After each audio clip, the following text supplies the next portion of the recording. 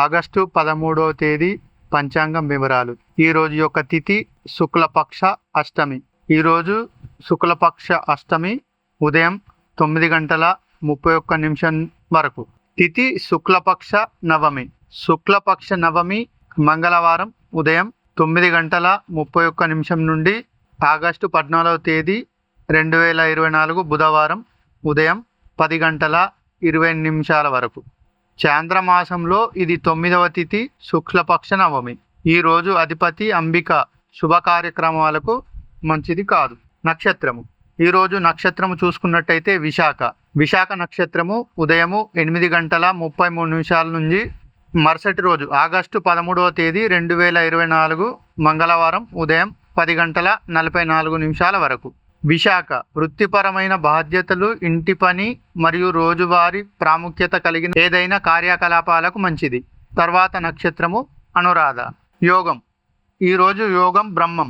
ఈరోజు యోగం యొక్క సమయము సాయంత్రము 4:24 నుండి మరుసటి రోజు అనగా ఆగస్టు 13వ తేదీ 2024 మంగళవారం సాయంత్రం 4:32 వరకు. అన్ని శుభకార్యాలకు మంచిది.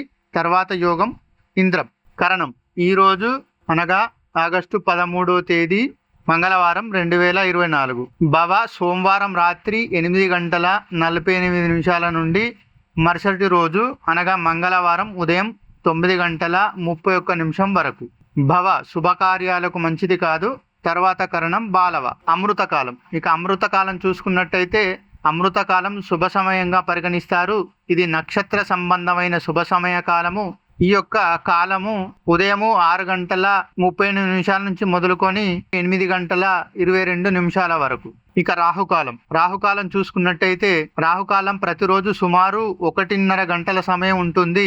ఆ సమయంలో చేసే పనులకు ఆటంకం కలుగుతుందని చెప్పి విశ్వసిస్తారు కనుక ముఖ్యమైన పనులైతే ఆ సమయంలో చేయరు.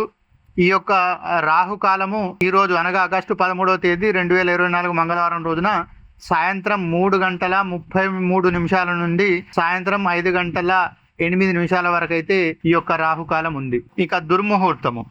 ఆగస్టు 13 దుర్ముహూర్తము చూసుకున్నట్టయితే దుర్ముహూర్తము అశుభ సమయంగా పరిగణిస్తారు.